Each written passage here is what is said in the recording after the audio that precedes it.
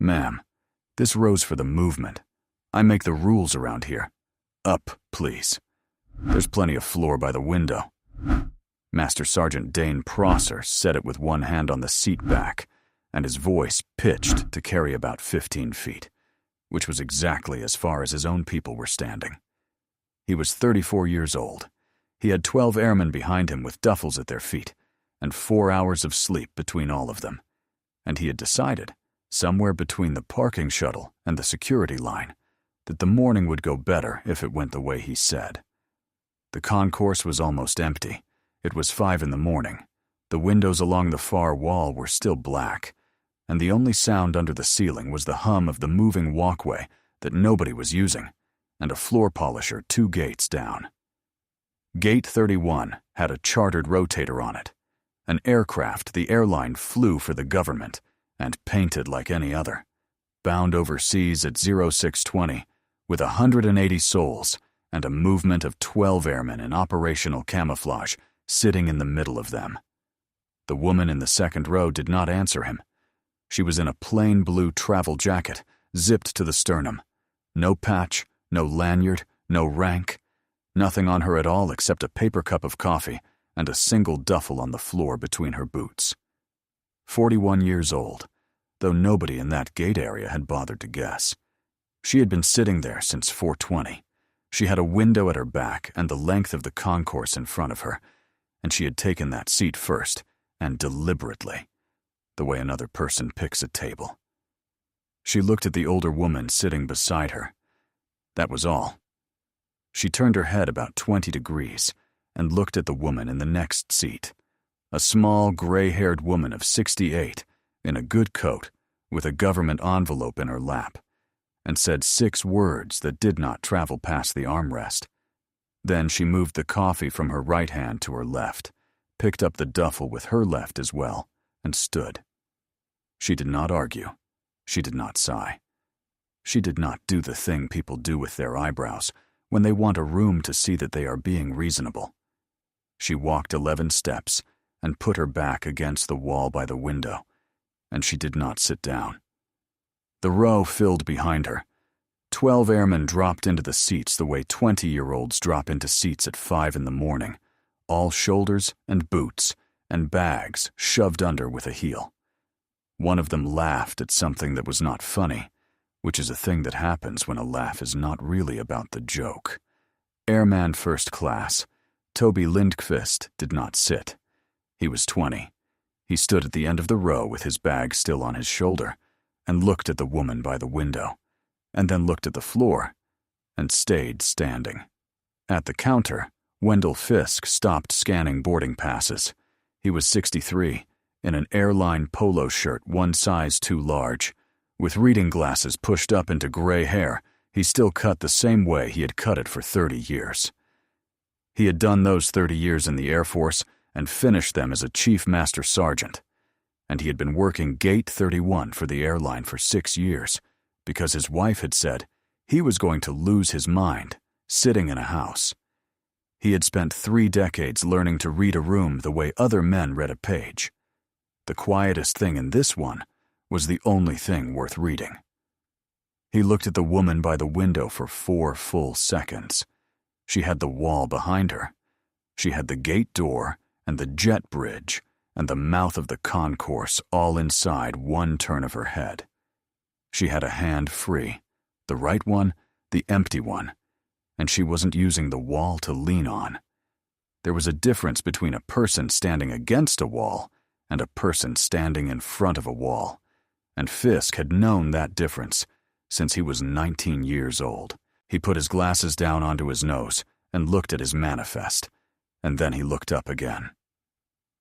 The older woman in the second row was alone in a row of airmen now. Corinne Peralta had not moved when the young sergeant cleared the seats because he had not asked her to. He had walked past her and picked the quiet one. She sat with her hands folded flat on the envelope in her lap.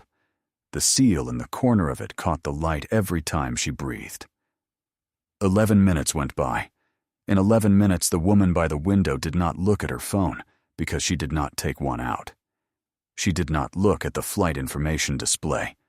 She did not look away from the room.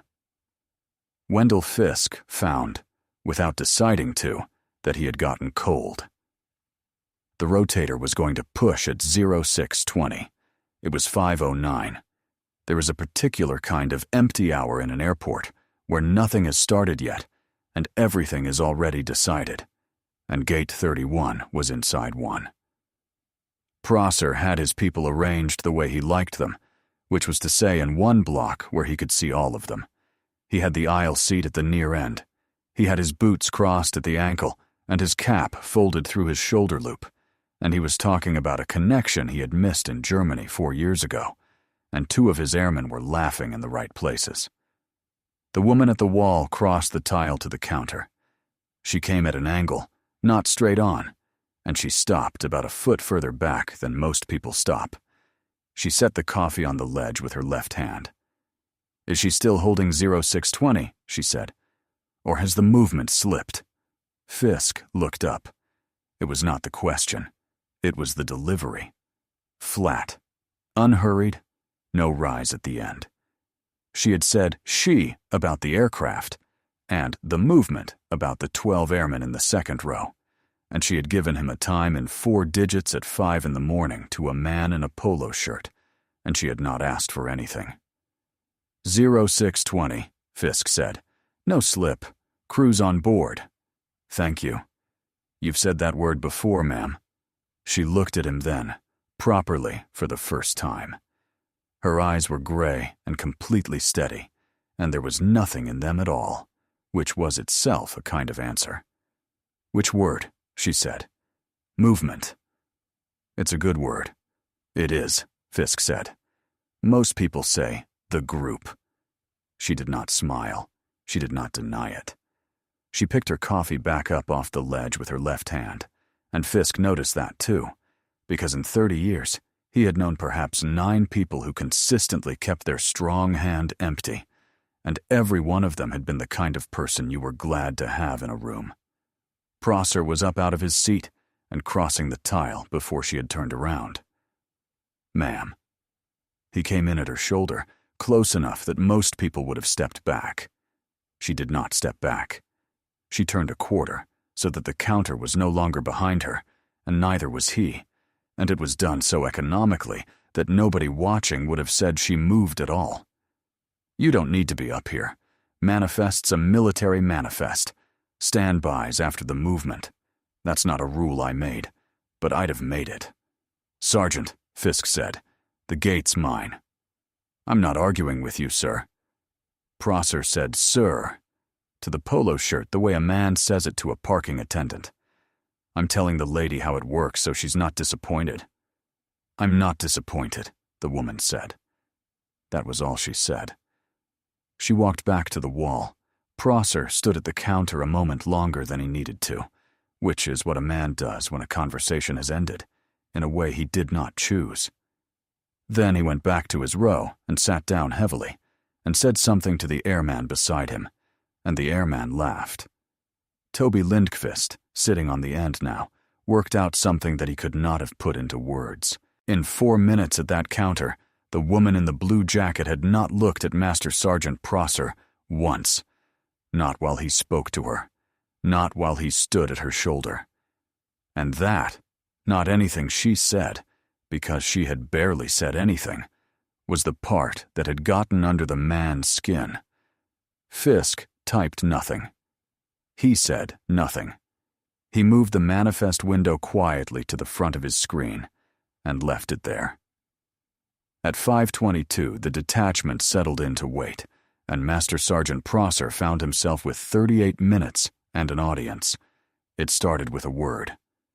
One of the airmen, a kid named Boyd from the back of the row, though nobody would remember afterward which one had said it first, called her the standby.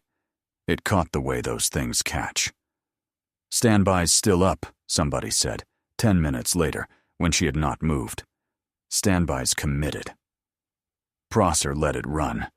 That was the part Fisk watched, from behind the counter, with his jaw set.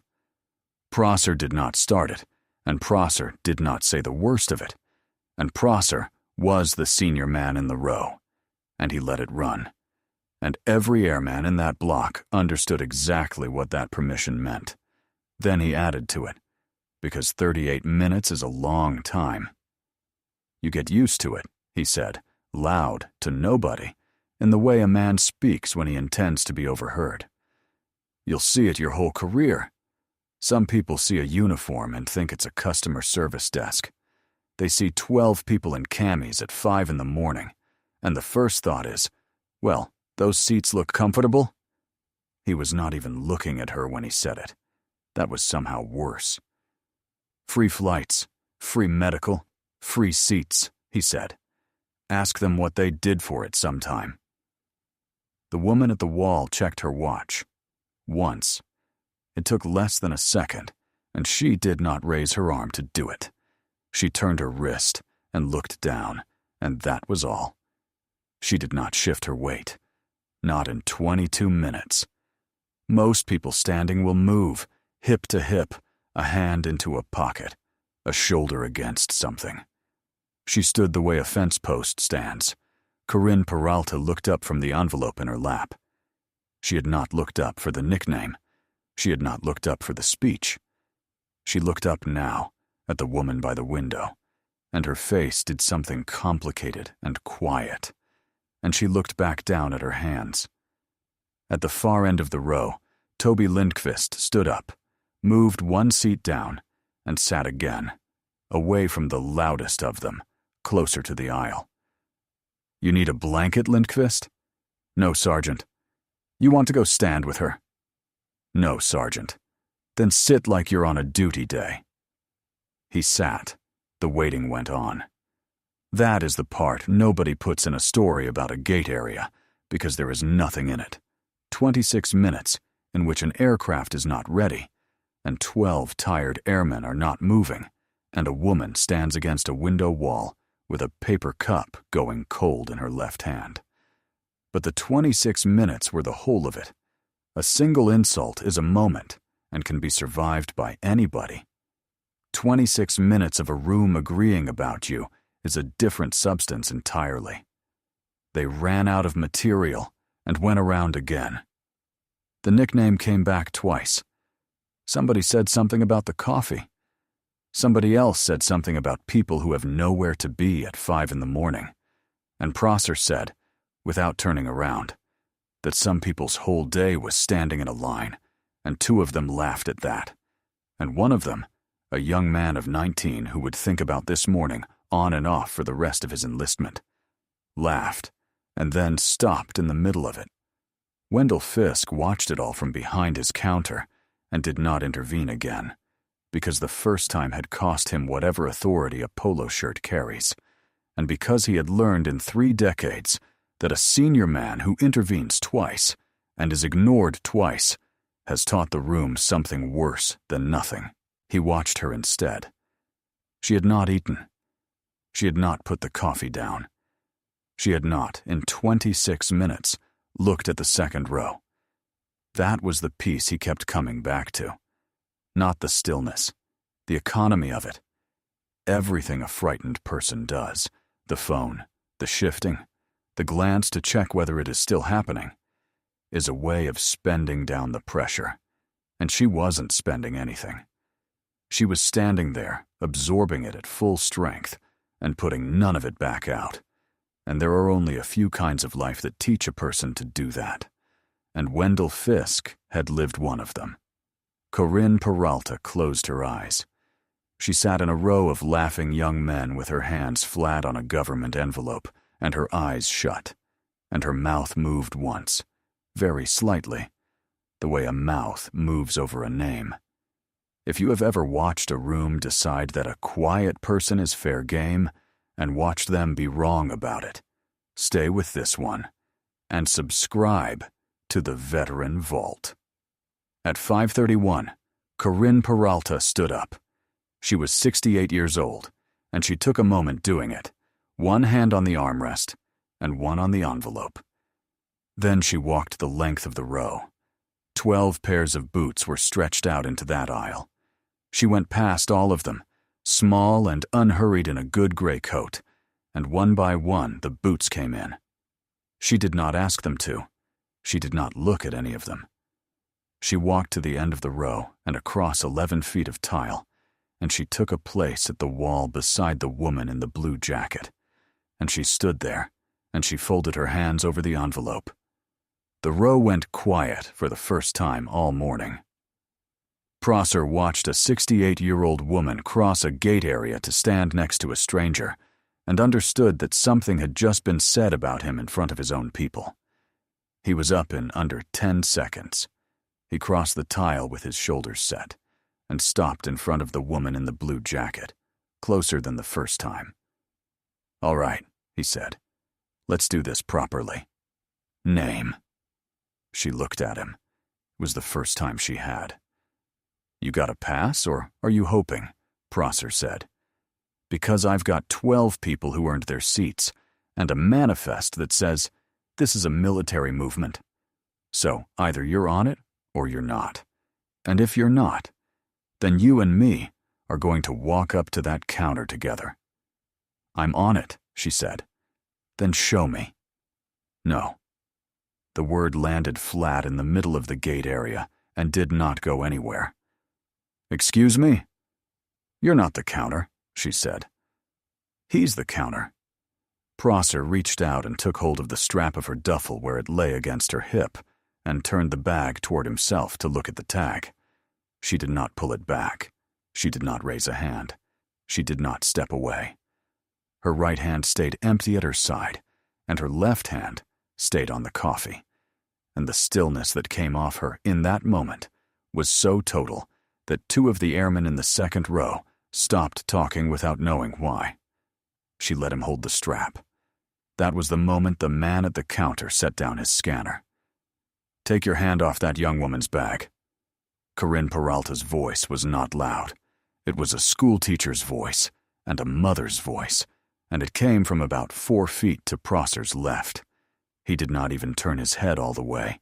He said it the way a man says it when he is being patient with an old woman, which is to say without any cruelty in it, at all, and without any thought either. "Sit down, ma'am. This doesn't concern you." "Sergeant," Fisk's voice from the counter, harder now. "This gate is mine to run. That aircraft boards when I call it, and it will board how I call it. Let go of the bag." Prosser let go of the strap. He looked down at the tag then, for the first time.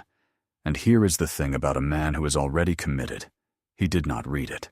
His eyes went across it and did not take a single character of it in, because reading it now would have meant that the last 4 minutes had been about something. He let the strap fall. "When the movement boards," he said, "you wait." He walked back to his seat. Along the concourse, 3 or 4 civilians who had watched the whole thing found other places to look. A departures board, a phone, the black window. That is what a crowd does. It is not cowardice exactly. It is the ordinary arithmetic that says a thing is not yours, and the arithmetic is almost always wrong. The woman in the blue jacket put the strap back on her shoulder. "I'm sorry," Corinne Peralta said very quietly. "Don't be, ma'am." "He didn't know." "No," the woman said. "He didn't." Wendell Fisk stopped watching and started working. He pulled the movement block up on his terminal. The whole military manifest. 12 airmen and their designators and their onward routing. The way it came down from the traffic management office overnight. He had pulled 1,000 of them. He knew the shape of one on the screen the way a man knows the shape of his own handwriting. There was a line above the block. Movement manifests are ordered. There is a priority list at the top, and it is short, and it is usually empty on a 5 in the morning rotator out of a commercial gate. And this one was not empty. There was one entry in it.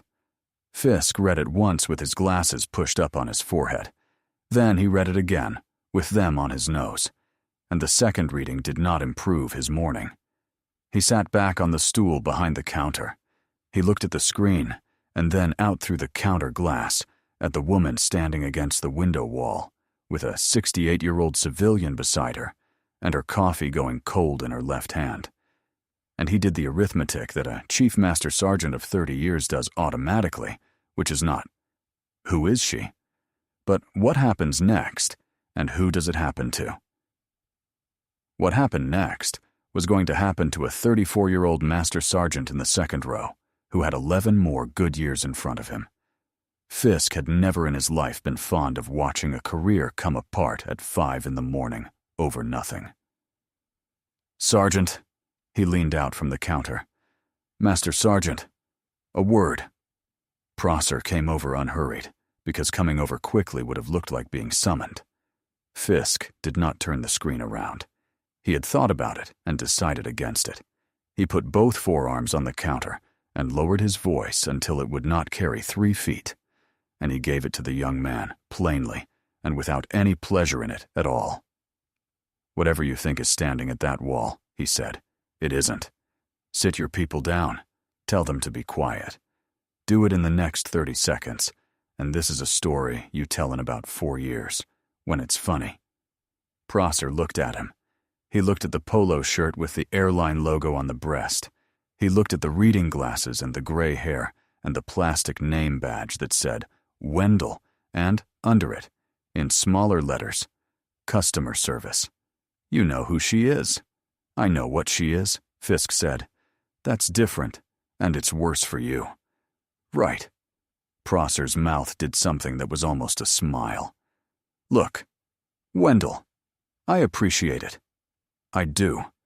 But I've been doing this 11 years, and I promise you, I know what a colonel looks like, and I know what a person flying on a courtesy seat looks like, and one of them doesn't stand against a wall for half an hour without saying a word about it. Son, don't." "I did 30 years, Fisk said. "I finished as a chief. I have stood in more terminals at 5 a.m. than you have been alive for, and I am telling you that the quietest person in a room is the one you check first, and you didn't check." And Prosser laughed. It was not a big laugh. It was one breath through the nose and a small shake of the head, and the particular good humor of a man who has decided to be generous about something. 30 years, he said. "That's outstanding. Truly. My uncle did 26. He straightened up off the counter. "Call the flight when you're ready, Wendell." He went back to his row.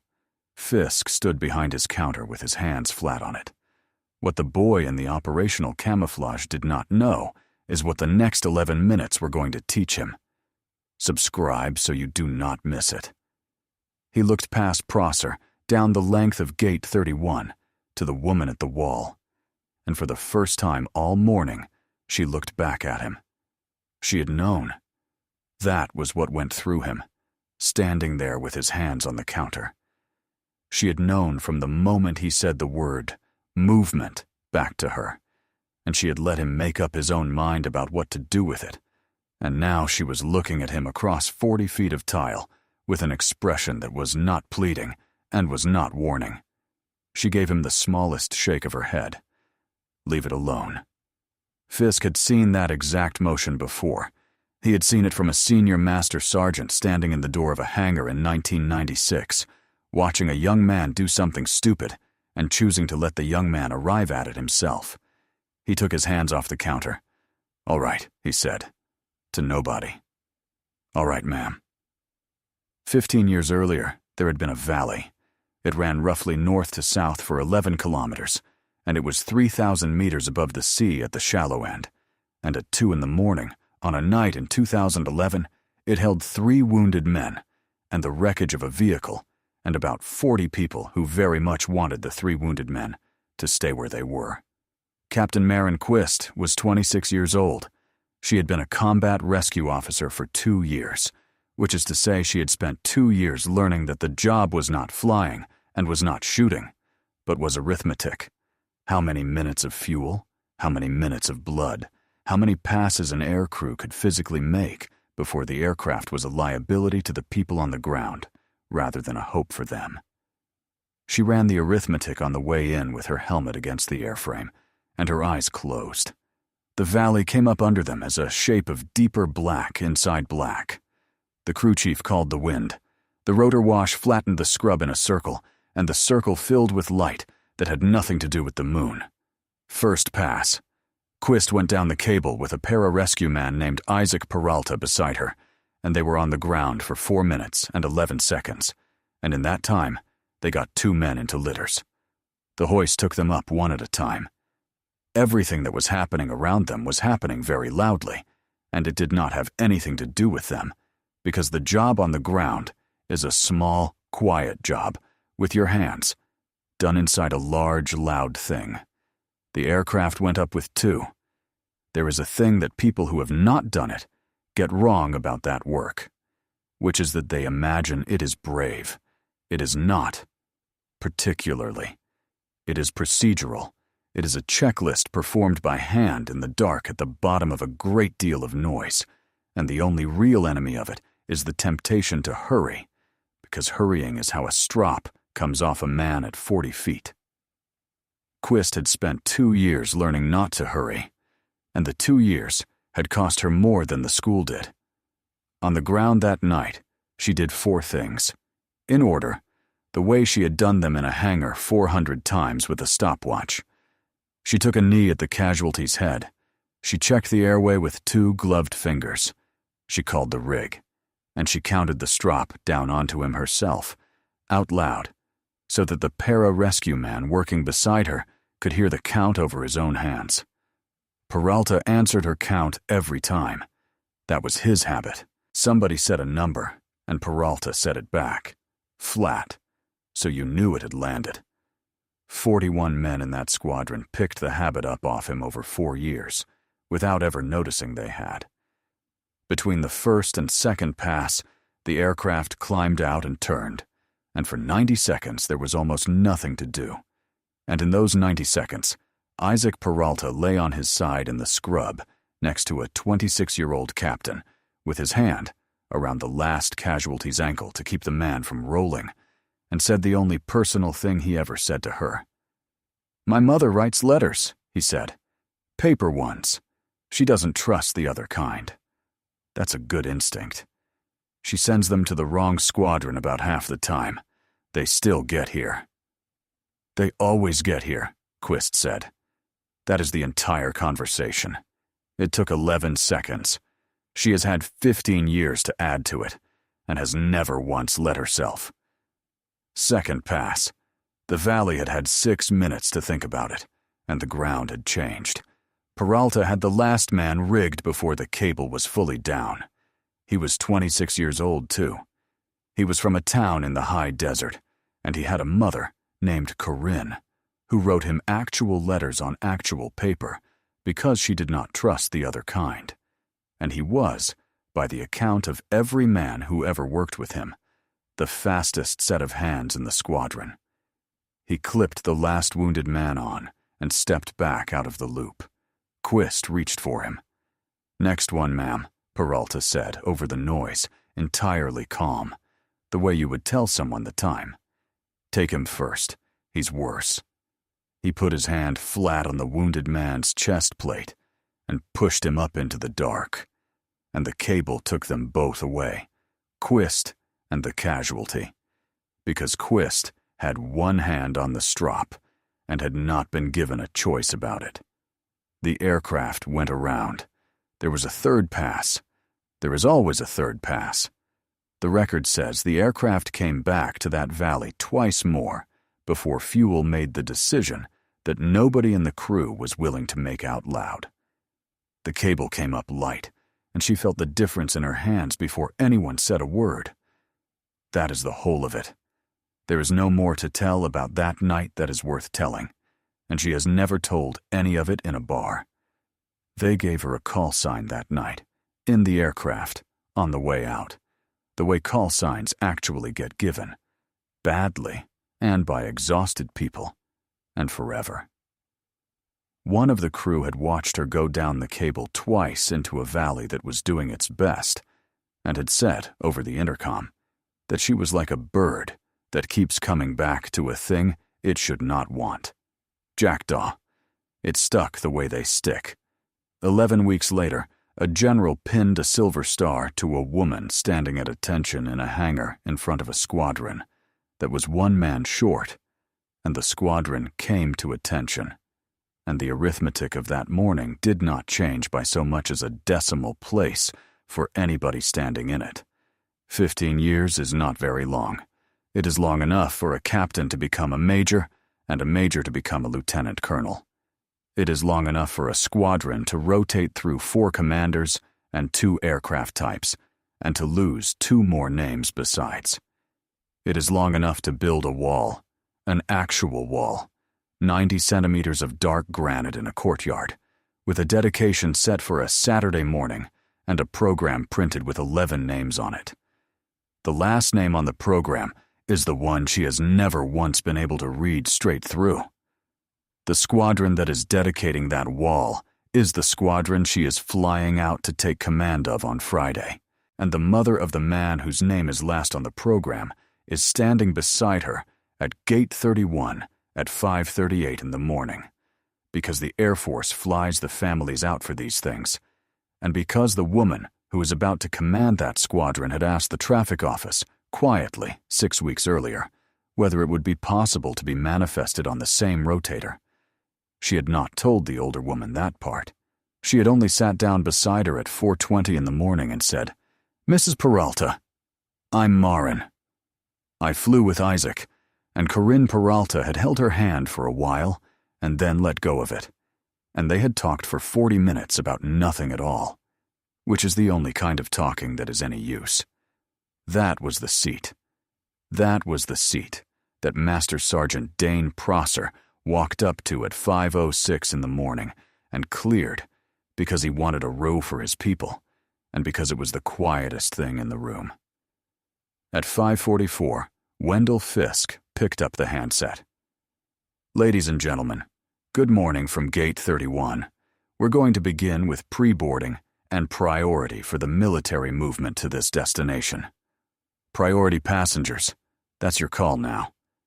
He said it looking straight down the length of the gate area at the woman standing against the window wall, and he held her eyes while he said the word, priority.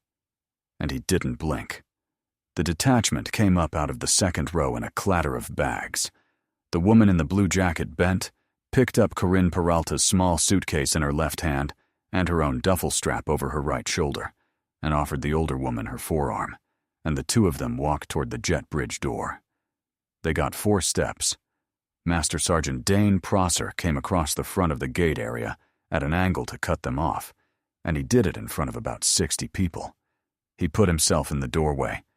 Then he reached out and took the strap of the duffel off her shoulder and pulled it down and off her arm, and the bag swung and hung from his fist. "I told you." His voice was up now.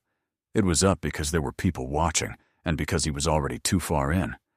"Movement first, then families, then standby. I make the rules around here." The bag came off her shoulder, and she let it. She had a hand free the entire time and never once used it.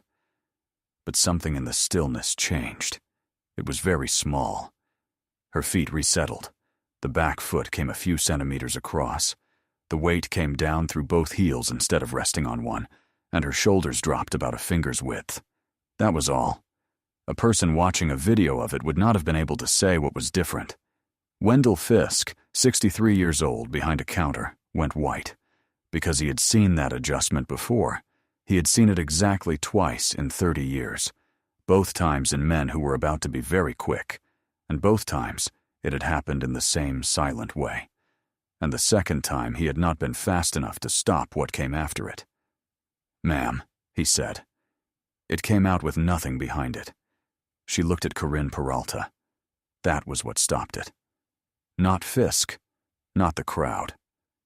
She turned her head 20 degrees and looked at a 68-year-old woman in a gray coat holding a printed program in a government envelope, and everything that had been about to happen simply stopped happening, the way a wave stops at the top. The weight came back off her heels, her shoulders came up. She let go of the small suitcase, set it upright on the tile beside the older woman, and stepped back to the wall. "After you, Sergeant," she said. Prosser dropped her duffel on the floor at the mouth of the jet bridge, and Wendell Fisk, who had spent 40 minutes trying to be gentle with a young man's career, Stop trying. He turned to his terminal, and he put Master Sergeant Prosser's boarding priority through as an override. Every one of the 12, in the order Prosser wanted them, ahead of the priority line. Because there is a point at which a man decides to stop explaining a thing and simply let the machine say it. The system refused. It did not beep. It did not throw up a red box. It simply declined to close, the way those systems do, and a line of text appeared at the bottom of Wendell Fisk's screen telling him that the manifest could not be sequenced because a priority passenger had not been boarded. He tried it again. He knew it would not take. He tried it again anyway, the way you do. "It won't board," he said. Nobody heard him. He said it again, louder, into the gate area, and his voice cracked on it in a way that made 12 airmen turn around. "It won't board without her. Sergeant, this aircraft will not board without her." And then the display did it for him. The large flight information screen above the counter, which had been showing the destination and the departure time and a rolling list of boarding groups, cleared itself. That is all it did. It went blank for about a second and a half while the terminal repushed the manifest. Then it came back with the movement's priority block at the top, in the same white type as everything else, and there was one line in it. 14 people at that gate read it at the same time, and it did not say very much. It did not need to. It said her name. It said her rank. And beside it, where the routing goes, it said the 3 words that the Traffic Management Office had put there 6 weeks earlier, which were the name of a squadron and the word commander. It is worth saying what it did not say, because that was the whole of it. It did not say Silver Star. It did not say what she had done in a valley in 2011, or what it had cost, or what the crew had called her afterward over an intercom at 4 in the morning. A boarding display has no room for any of that, and no interest in it. It said a name, a rank, and a job, in the same white type it used for the weather at the destination. The gate area made no sound at all. 30 feet away, at the seating for Gate 32, a man in operational camouflage with a bag between his boots had been reading his phone for 20 minutes and had heard exactly none of it, because he had been up since 3, and had learned a long time ago how to be somewhere without being in it. Chief Master Sergeant Orrin Vaughn was 52 years old, and he was the command chief of the wing that the 12 airmen in that second row belonged to. He looked up because the room had gone quiet, and the quiet had a shape he recognized. He read the screen once. He did not read it twice. Orrin Vaughn set his phone face down on his bag. He stood. He came across the tile between the 2 gates without hurrying, and he stopped 4 feet in front of the woman in the blue travel jacket standing against the window wall with nothing in her hands. And he came to attention in the middle of a civilian airport concourse at 5:49 in the morning, heels together, chin level. "Detachment," he said. "A 10, shun." 12 airmen came up out of that second row so fast that 2 bags went over. "Ma'am," Vaughn said. Lieutenant Colonel Marin Quist looked at him for a moment. "Chief," she said. "It's early. Put them at ease." "No, ma'am." "Chief, with respect, ma'am." "Not yet." And Master Sergeant Dane Prosser stood in the mouth of the jet bridge with a woman's duffel bag on the floor at his feet, and watched it arrive on his own face in 4 separate pieces. First there was confusion, which lasted less than a second, and which was almost innocent. The plain animal blankness of a man whose morning has stopped making sense. Then there was disbelief, which is confusion with a defense attached, and which said, quite reasonably, that lieutenant colonels do not stand against walls for 40 minutes at 5 in the morning without saying who they are. Then came recognition, and the recognition was not of a rank. It was of a face, because he had seen it 11 days earlier, on a slide at a commander's call, 3 photographs in a row under the heading of the incoming leadership for the summer cycle, and he had not looked at it for more than 2 seconds, because it had not been about him. And then, last and slowest, came the horror. Because Master Sergeant Dane Prosser looked down at his own right shoulder, at the patch that had been on that sleeve for 3 years, and worked out that the woman whose bag was on the floor by his boot was going to be standing in front of that squadron on Friday morning with her hand on a folded flag, and that she was going to be his commander for the next 2 years, and that the first thing she would ever know about him was already complete and could not be added to. He did not say anything. There is nothing to say. That is the whole mercy and the whole cruelty of it. Around the gate area, the civilians stood up. They did not know why. Nobody had asked them to, and nobody had told them what the screen meant. But a room stands when it is stood in, and 60 people at gate, 31 at 5:50 in the morning, got up out of their seats because 12 airmen had, and stayed up. Orrin Vaughn held the detachment at attention for a full 20 seconds. He did it deliberately, and he did it for them, not for her, because a command chief of 52 knows that there is no lecture in the world with the carrying power of 20 silent seconds spent looking at the consequence of something. 12 airmen stood in a gate area in front of 60 civilians and looked at a woman in a plain blue travel jacket with no rank on her anywhere, and every one of them ran the last 50 minutes back through their heads at speed and found their own particular moment in it. The laugh, the nickname, the not saying anything, the turning around in the seat to see what everyone was looking at. Toby Lindqvist stood at the end of the row and found that he was shaking slightly and did not know why, and would work it out about 2 days later in a barracks room in another country. That he had known the whole time that it was wrong and had moved 1 seat away from it and had called that enough.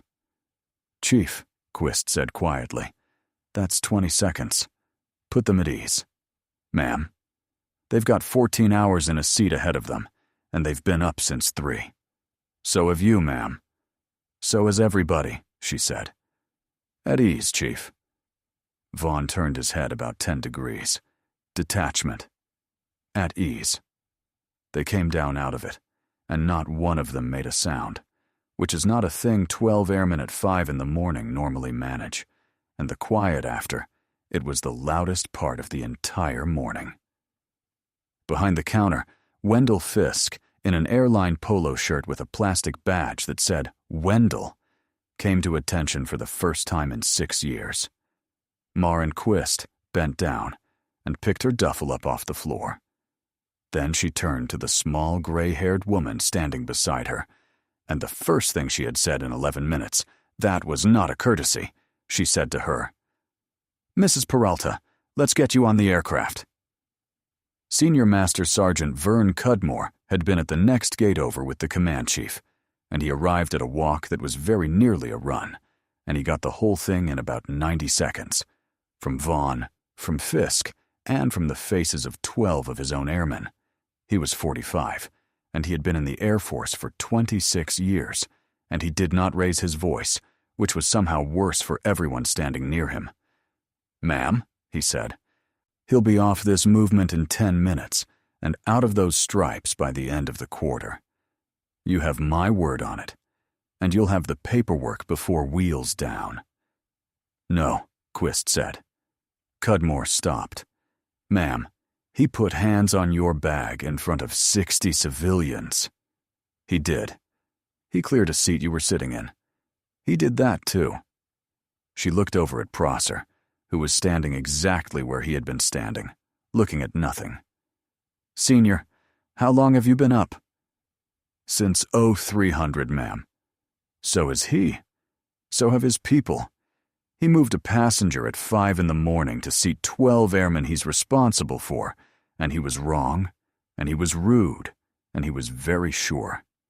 She said it without any heat at all. "I have done worse than that at that hour on less sleep. Nobody wrote it down for me." "That's not the same thing, ma'am." "No, it isn't. It's the same shape." She handed Cudmore her own duffel, which he took automatically. "He's 34, and he's tired, and he was wrong. Give him Mrs. Peralta's bag." "Ma'am?" "Give him her bag," she said, "and put him where he can be useful. Honor the ones who carry it in silence. Subscribe to the Veteran Vault, and let this story find the people who need it." Prosser carried the bag down the jet bridge. He carried it the way a man carries something in a church. Corinne Peralta walked beside him with her hand through the crook of a stranger's arm because a stranger had offered it.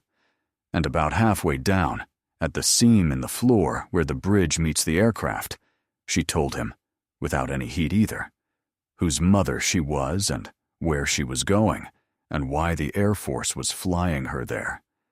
He had to stop walking for a moment. She waited for him. That is the thing about the mothers. They have had years of practice at waiting for people to be able to move again. "I'd like to say something, ma'am," Prosser said eventually. "You don't have to." "No, ma'am, I know. I'd like to." "Then say it to her," Corinne Peralta said. "Not to me. I'm not the one you moved." He looked back up the jet bridge, where a woman in a blue jacket was standing at the top of it, letting 60 civilians go by her first. "She won't want to hear it today," he said. "No," the older woman agreed. "She won't.